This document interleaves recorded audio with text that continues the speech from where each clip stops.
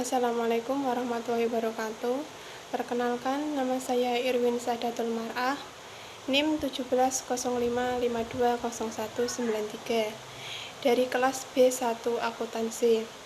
Untuk memenuhi tugas audit bank, saya akan mempresentasikan tentang perikatan agunan, eksistensi agunan, dan perikatan agunan. Untuk poin yang pertama, peningkatan kredit. Untuk memeriksa peningkatan kredit, pertama-tama auditor harus memiliki data kredit nasabah atas dasar keputusan yang ditetapkan oleh komite kredit. Data ini menyangkut semua syarat dan telah ditetapkan oleh pengesahan dari komite kredit. Kemudian, membandingkan dengan pengikatannya, baik perjanjian kredit atau PK, peningkatan dan penguasaan agunan dan jaminan lainnya.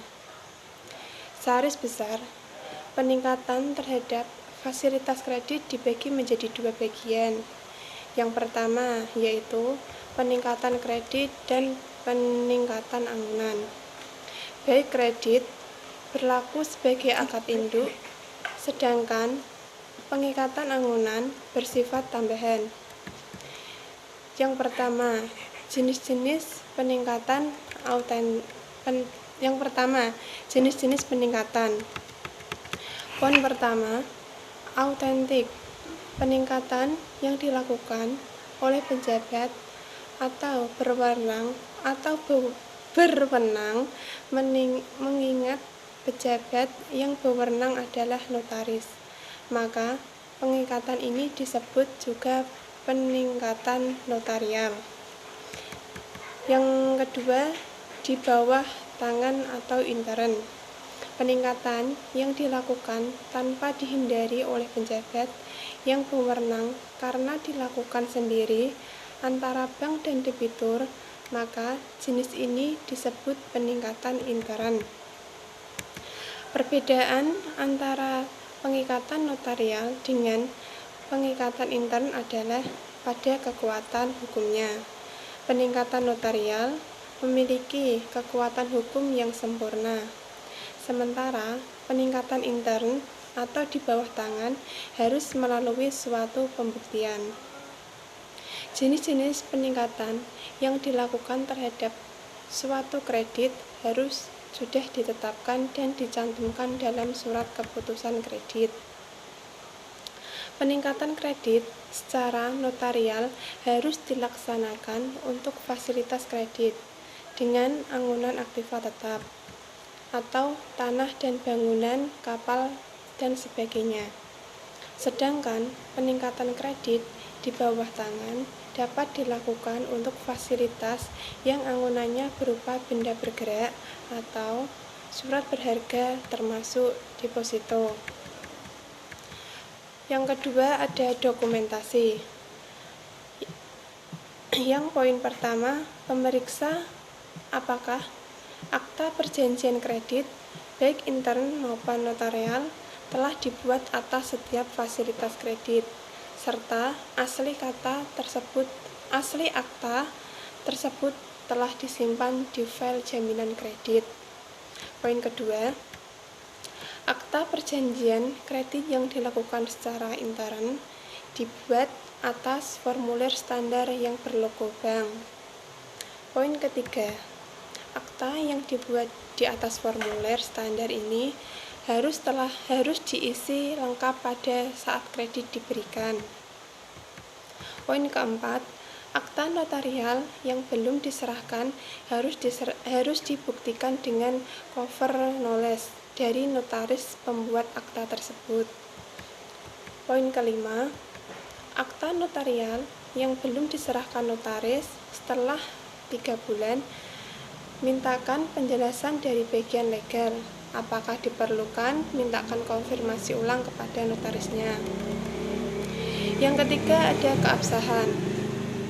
Poin pertama, untuk akta intern, pastikan bahwa tanda-tanda debitur pada akad kredit diverifikasi oleh petugas bank.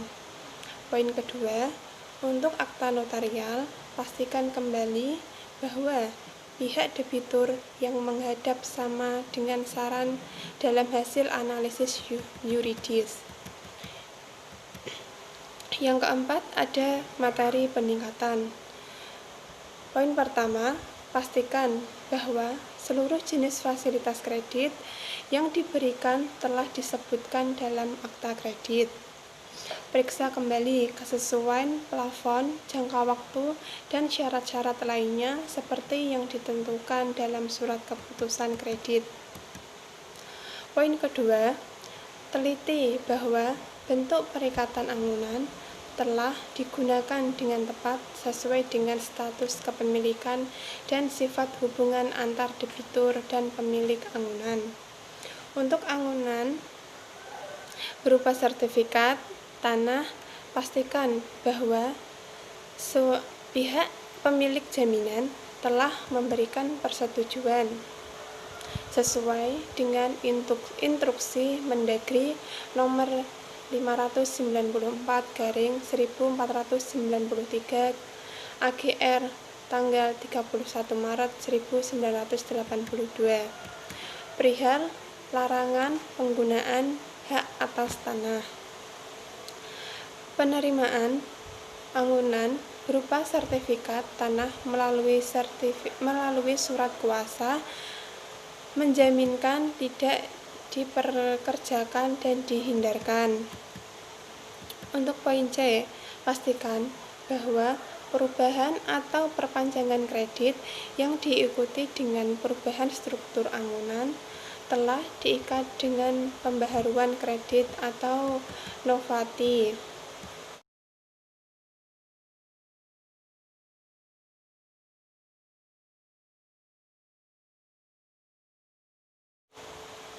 Penjelasan yang kedua ada eksistensi anggunan. Dalam tahap ini, fokus audit ditunjukkan kepada kelengkapan surat-surat bukti kepemilikan anggunan. Untuk itu, data keputusan kredit menjadi pembandingannya dan data dalam perjanjian kredit dievaluasi satu dengan lainnya, yang kemudian akan dibandingkan dengan anggunan yang dikuasai bank yang bersangkutan. Beberapa kriteria dasar yang harus digunakan pada saat pemeriksaan anggunan adalah sebagai berikut. Yang pertama, debitur harus mempunyai hak secara yuridis terhadap anggunan tersebut. Yang kedua, anggunan harus diungkapkan dalam waktu cepat pada saat harus dieksekusi. Yang ketiga, bank harus mengontrol jaminan tersebut dalam arti bahwa debitur tidak dapat menjualnya tanpa pengetahuan bank. Yang keempat, kepentingan bank atas anggunan tersebut harus dilindungi. Yang kelima, surat atau bukti kepemilikan anggunan harus asli. Yang keenam, setiap pengeluaran anggunan harus dengan persetujuan pihak yang menyetujui pemberian kredit. Yang ketujuh, tanda terima jaminan dan bukti pengeluaran anggunan harus ditandatangani oleh 2 orang sebagai bukti dual custodian. Walaupun audit diarahkan pada kebenaran material surat-surat anggunan, namun apabila diperlukan, auditor dapat mengadakan audit lebih lanjut mengenai kondisi fisik anggunan. Langkah-langkah yang dilakukan untuk auditor agar dapat mengadakan audit lebih lanjut. Yang pertama ada tanah atau bangunan. Poin pertama, pastikan bahwa sertifikat tanah yang diajukan telah dikuasai bank dan disimpan dalam file jaminan kredit. Poin kedua, pastikan bahwa sertifikat tersebut telah diverifikasi keasliannya ke Badan Pertahanan Nasional atau BPN oleh petugas bank. Yang ketiga, cocokkan kepemilikan sertifikat dengan yang disebutkan dalam surat keputusan kredit. Demikian juga dengan lokasi, luas, jenis, hak atas tanah yang tercantum dalam sertifikat tersebut. Poin yang keempat, teliti kembali apakah sertifikat tersebut tidak dibebani hak tanggungan kredit lain. Apakah sertifikat tersebut masih dibebani suatu hak? Mintakan penjelasan ke bagian legal mengenai permasalahan yang dihadapi Sekinsa Surya tidak segera dilakukan. Poin yang kelima, untuk anggunan berupa sertifikat, hak guna bangunan, hak sewa, dan hak pakai, pastikan bahwa hak-hak tersebut di atas masih berlaku dan belum jatuh tempo. Periksa kronologi kepemilikan sertifikat oleh debitur. Apabila pada fasilitas non-KPR kepemilikan sertifikat oleh debitur terjadi setelah kredit diberikan, berarti bangunan atau tanah anggunan tersebut dibeli debitur dari fasilitas kredit digunakan untuk spekulasi pembelian tanah. Untuk itu, kelayakan pemberian kredit harus dievaluasi kembali. Poin yang keenam, sertifikat yang masih dalam proses konversi, splitting, baik nama, perpanjangan hak, dan sebagainya harus dilengkapi dengan cover notice dari notaris yang ditunjuk bank untuk pengurusnya. Cover notice ini minimal harus berisi yang pertama, tanggal penerimaan dokumen dari bank kepada notaris. Yang kedua, jenis pengurusan sertifikat, konversi, balik nama dan sebagainya. Yang ketiga, pernyataan notaris bahwa apabila sertifikat selesai, langsung akan diserahkan kepada pihak bank. Untuk fasilitas KPR, surat pernyataan dan pengembang tetap harus dilengkapi dengan cover nulis dari notaris yang ditunjuk bank. Yang ketujuh, ada sertifikat yang masih dalam proses pengurusan setelah 6 bulan, mintakan penjelasan dari petugas bank mengenai kemajuan, laporan atau kendala yang dihadapi. Apabila diperlukan, konfirmasi ulang kepada notaris yang mengurus. Kriteria yang kedua ada kapal. Yang pertama, pastikan bahwa surat bukti pendaftaran kapal yang asli telah dikuasai oleh bank. Yang kedua, telah teliti kembali bahwa luas kapal yang tercantum dalam surat pendaftaran kapal minimal 40 meter persegi. Yang ketiga, kriteria yang ketiga ada kendaraan. Yang pertama, pastikan bahwa BPKB kendaraan telah dikuasai bank dan sesuai jenisnya seperti yang disebutkan dalam surat keputusan kredit. Poin yang kedua, pastikan bahwa BPKB tersebut telah dilengkapi dengan faktur asli dan kwitansi kosong yang telah ditandatangani pemilik kendaraan. Yang ketiga, BPKB yang masih dalam proses pengurusan penerbitan baru balik nama harus dilengkapi dengan cover nulis dari dealer. Periksa cover nulis dealer tersebut antara lain mengenai yang poin pertama, apakah telah dilengkapi dengan klausal bahwa apabila BPKB selesai diurus, pihak dealer akan menyerahkan langsung kepada bank. Poin kedua, apakah cover notice dealer tersebut telah diverifikasi keabsahannya oleh petugas bank? Poin yang keempat, BPKB yang masih dalam proses pengurusan setelah memintakan penjelasan dari petugas bank mengenai kelanjutan, larangan, atau kendala yang dihadapi apabila diperlukan kendala kepada pihak dealer. Yang keempat, ada mesin-mesin.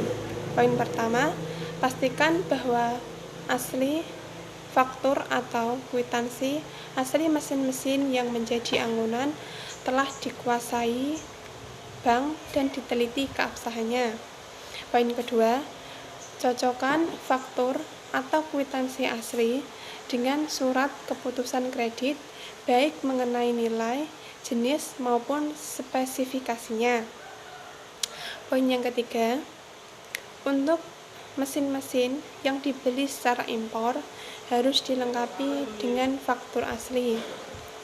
Poin keempat, mesin-mesin yang diproduksi oleh perusahaan di dalam negeri atau lokal yang dikenal luas reputasinya juga harus dilengkapi dengan faktur. Untuk mesin-mesin lokal eks perusahaan yang tidak dikenal luas, faktur dapat diganti berupa kwitansi penjualan yang sebelumnya telah diverifikasi debitur harus dilengkapi. Poin kelima, faktur-faktur yang tercatat bukan atas nama debitur harus dilengkapi dengan kwitansi penjualan dan pemilik sebelumnya. Poin yang kelima, ada stok atau persediaan barang. Periksa apakah telah diterima daftar barang yang telah ditandatangani debitur.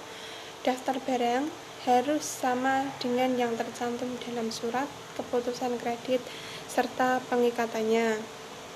Pastikan bahwa laporan persediaan barang cukup mutakhir atau up to date setelah nilainya tidak menyimpang dari persyaratannya. Poin keenam, ada emas. Pastikan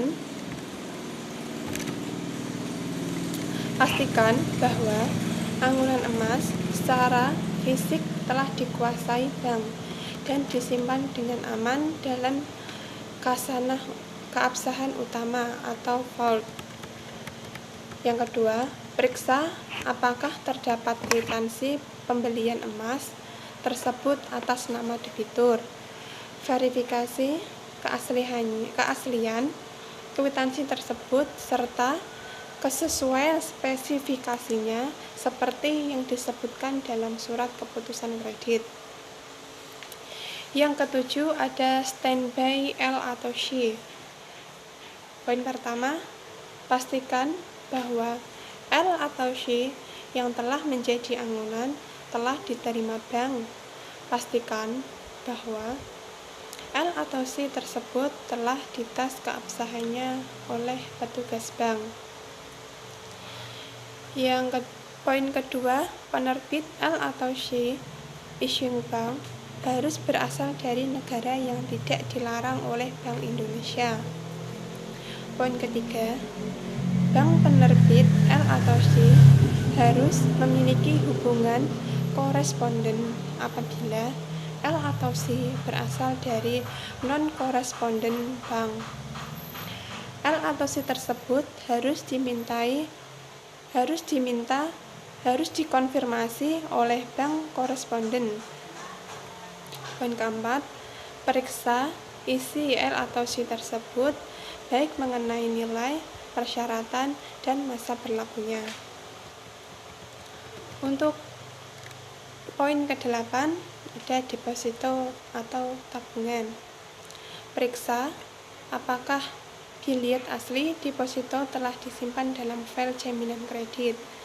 Deposito yang dapat dianggunkan hanya yang diterbitkan oleh bank sendiri.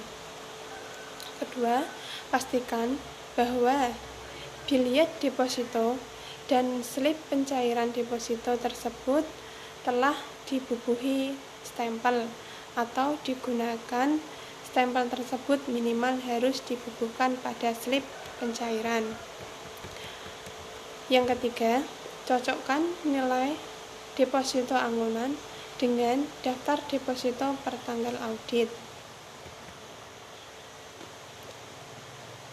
Pastikan, yang poin keempat, pastikan bahwa dalam status data deposito tersebut di komputer telah dicantumkan tanda status anggunan kredit.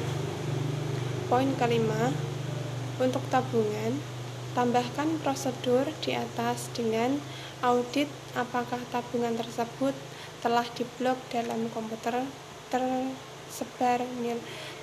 terbesar nilai yang diangunkan. Poin yang kesembilan ada saham. Periksa apakah surat saham yang menjadi angunan telah dikuasai bank dan disimpan dalam file jaminan kredit. Yang kedua, untuk saham perdana, saham harus tercatat atas nama debitur. Apabila tidak, maka pada saat kredit diberikan saham tersebut, bonus sudah dibalik nama ke debitur melalui perusahaan sekuritas dan disahkan oleh emiten.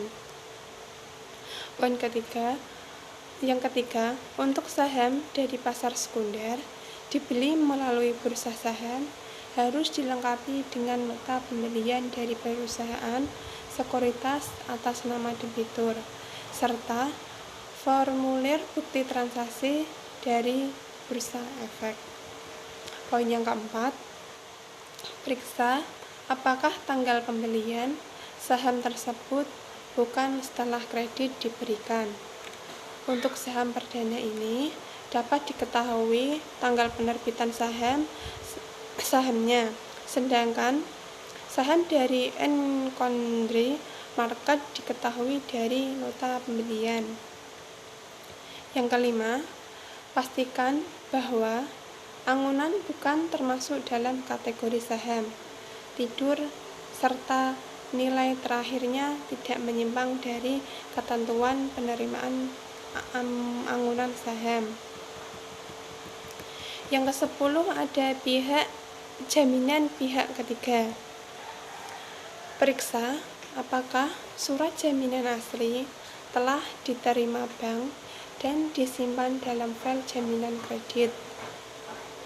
Teliti kembali apakah klausal yang tercantum telah sesuai dengan persyaratan dalam surat keputusan kredit. Yang kedua, jaminan perusahaan harus dibuat secara notarial, sedangkan jaminan pribadi dapat dibuat secara intern atau di bawah tangan. Yang ke-11 ada piutang dagang. Periksa apakah jaminan piutang dagang telah dilengkapi dengan surat keterangan melalui pembayaran atau SPK dari pihak yang berhutang kepada debitur. Surat tersebut harus memuat jenis transaksi pembayaran, penetapan waktu pembayaran, klausal pembayaran akan dilakukan melalui bank. Poin kedua, pastikan bahwa pada saat audit dilakukan, penetapan waktu pembayaran belum terlampaui.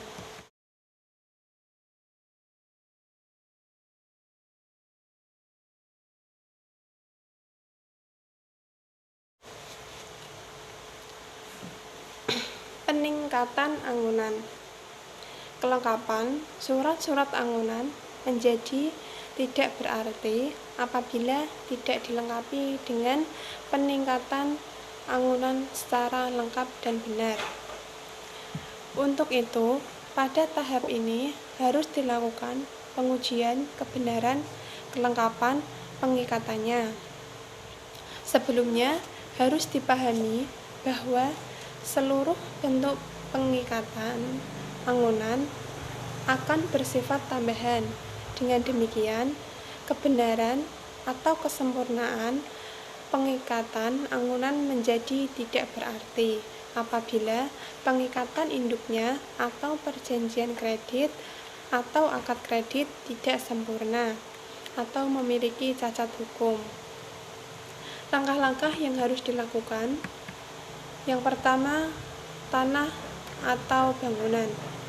Undang-Undang Nomor 4 Tahun 96 menyebutkan bahwa tanah yang dapat dibebani hak tanggungan adalah tanah hak milik atau SHM, hak guna bangunan, hak guna usaha, sesuai dengan kebijakan bank pada umumnya.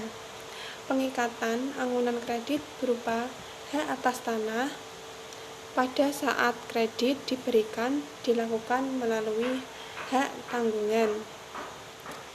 Periksa bahwa berupa SHM, SHGB, dan SHGU telah diikat dengan hak tanggungan secara notarial. Ketiga, pengikatan juga harus dilakukan terhadap angunan tanah yang belum memiliki suatu hak atau petok, tegirik, dan sebagainya, namun telah diajukan proses pengajuan untuk memperoleh hak atau konversi. Poin keempat, pastikan bahwa akta dan tanggungan dibuat dengan menunjuk pada akad kreditnya. Yang kelima, cocokkan luas tanah, lokasi, pemilik, nomor sertifikat, dan keterangan lainnya dalam akta pemasangan hak tanggungan tersebut dalam sertifikat pemiliknya. Yang keenam, pastikan bahwa pemilik angunan telah menyetujui pengikatan hak tanggungan ini. Yang ketujuh, untuk angunan berupa sertifikat, hak pakai, hak sewa, pengikat juga dapat dilakukan dengan hak tanggungan. Langkah kedua, kapal. Pengikatan terhadap angunan kapal sama dengan pengikatan sertifikat hak milik, hak guna bangunan, dan hak guna usaha, yaitu dengan hak tanggungan. Ketiga, kendaraan. Pastikan bahwa kendaraan angunan telah diikat dengan FEO. Akta FEO dapat dibuat secara notarial maupun di bawah tangan. Cocokkan spesifikasi dan seluruh keterangan kendaraan angunan yang tercantum dalam BPKB dengan akta FEO-nya. Pastikan apakah kendaraan yang digunakan telah diajukan pemblokirannya kepada pihak kepolisian. Yang keempat, mesin-mesin. Pastikan bahwa mesin-mesin angunan telah diikat dengan FEO, baik secara notarial maupun di bawah tangan. Mesin-mesin yang melekat atau tertanam pada bangunan, pengikatan dilakukan dengan SKMH. Pastikan bangunan tempat mesin tersebut melekat juga telah dikuasai bank dan tidak berada di bawah penguasaan pihak lain. Cocokkan spesifikasi dan seluruh keterangan mesin-mesin yang tercantum dalam faktur dengan akta FEO-nya. Yang kelima, persediaan barang. Pastikan bahwa persediaan barang yang diangunkan telah diikat dengan FEO, baik notarial maupun di bawah tangan. Akta FEO harus dilengkapi dengan klausal bahwa debitur wajar memberikan laporan posisi persediaan barang secara berkala periode. Yang keenam, ada emas.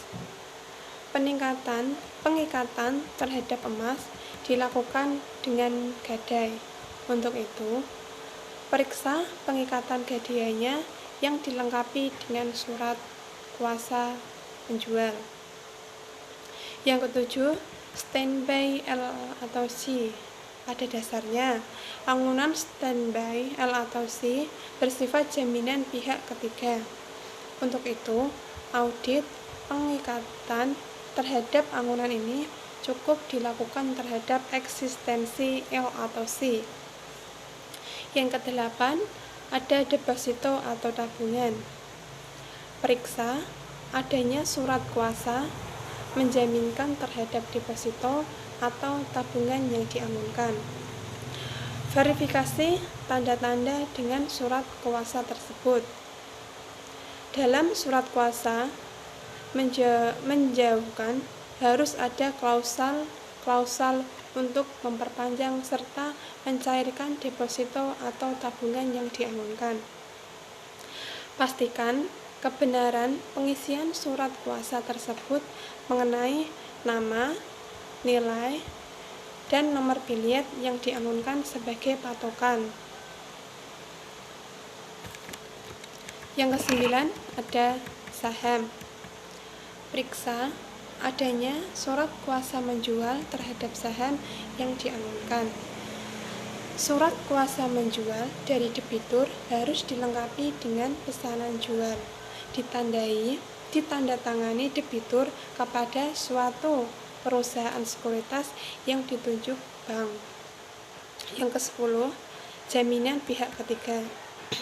Pastikan bahwa klausal yang disebutkan dalam jaminan pribadi dan jaminan perusahaan telah sesuai dengan persyaratan dalam surat keputusan kredit serta akad kreditnya.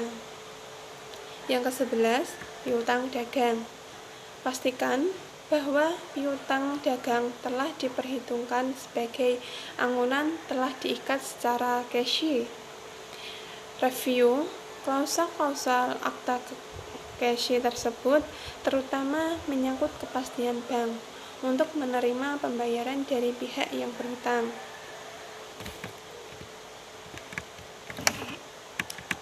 Sekian presentasi dari saya. Apabila ada salah-salah kata, saya mohon maaf. Wabillahi taufiq wal hidayah. Wassalamualaikum warahmatullahi wabarakatuh. Peningkatan anggunan.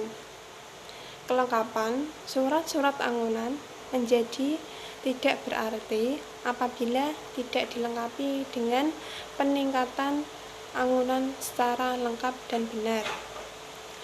Untuk itu, pada tahap ini harus dilakukan pengujian kebenaran kelengkapan pengikatannya. Sebelumnya harus dipahami bahwa seluruh bentuk pengikatan anggunan akan bersifat tambahan. Dengan demikian, kebenaran atau kesempurnaan pengikatan anggunan menjadi tidak berarti apabila pengikatan induknya atau perjanjian kredit atau akad kredit tidak sempurna atau memiliki cacat hukum.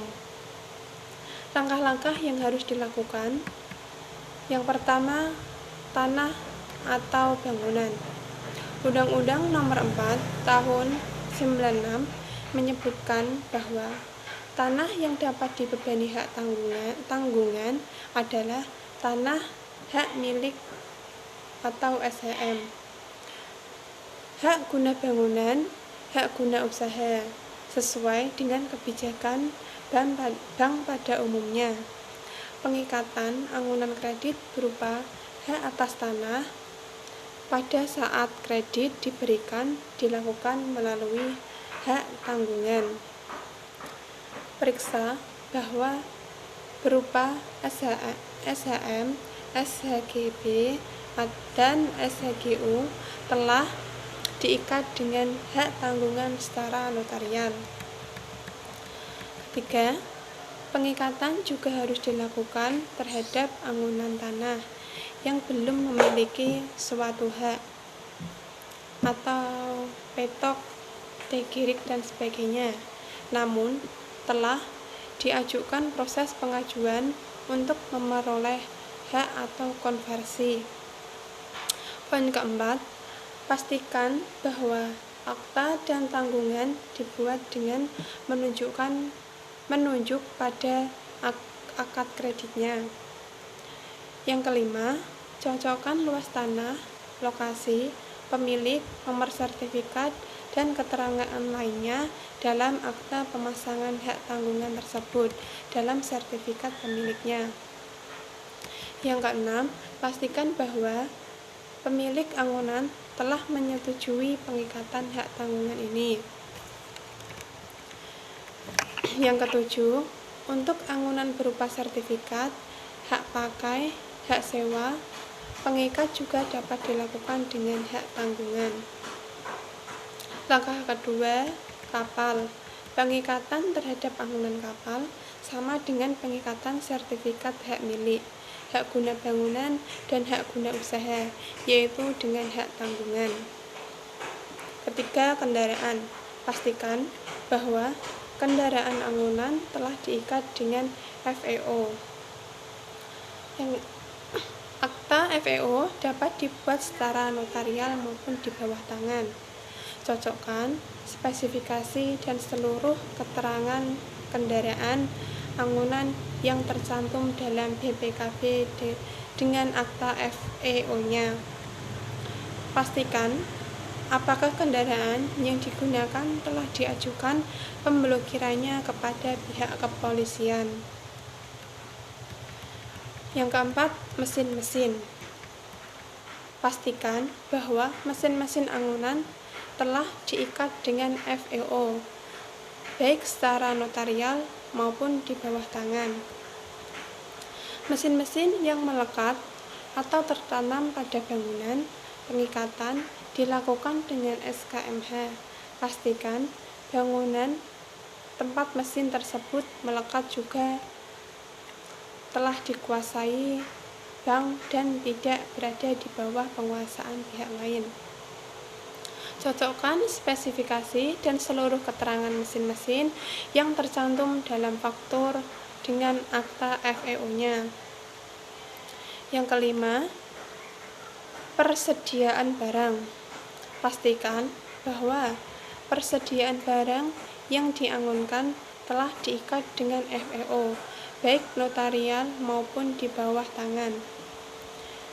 Akta FEO harus dilengkapi dengan klausal bahwa debitur wajar memberikan laporan posisi persediaan barang secara berkala periode. Yang keenam, ada emas. Pengikatan terhadap emas dilakukan dengan gadai. Untuk itu, periksa pengikatan gadaiannya yang dilengkapi dengan surat kuasa penjual. Yang ketujuh, standby L atau C. Pada dasarnya, angunan standby L atau C bersifat jaminan pihak ketiga. Untuk itu, audit pengikatan terhadap angunan ini cukup dilakukan terhadap eksistensi L atau C. Yang kedelapan, ada deposito atau tabungan. Periksa adanya surat kuasa menjaminkan terhadap deposito atau tabungan yang diamankan. Verifikasi tanda-tanda dengan surat kuasa tersebut. Dalam surat kuasa menjauhkan harus ada klausal untuk memperpanjang serta mencairkan deposito atau tabungan yang diamankan. Pastikan kebenaran pengisian surat kuasa tersebut mengenai nama, nilai, dan nomor bilet yang diamankan sebagai patokan. Yang kesembilan, ada saham. Periksa adanya surat kuasa menjual terhadap saham yang diamankan. Surat kuasa menjual dari debitur harus dilengkapi dengan pesanan jual, ditandatangani debitur kepada suatu perusahaan sekuritas yang ditunjuk bank. Yang ke-10, jaminan pihak ketiga. Pastikan bahwa klausal yang disebutkan dalam jaminan pribadi dan jaminan perusahaan telah sesuai dengan persyaratan dalam surat keputusan kredit serta akad kreditnya. Yang ke-11, piutang dagang. Pastikan bahwa piutang dagang telah diperhitungkan sebagai anggunan telah diikat secara cash. Review klausul-klausul akta cash tersebut terutama menyangkut kepastian bank untuk menerima pembayaran dari pihak yang berhutang.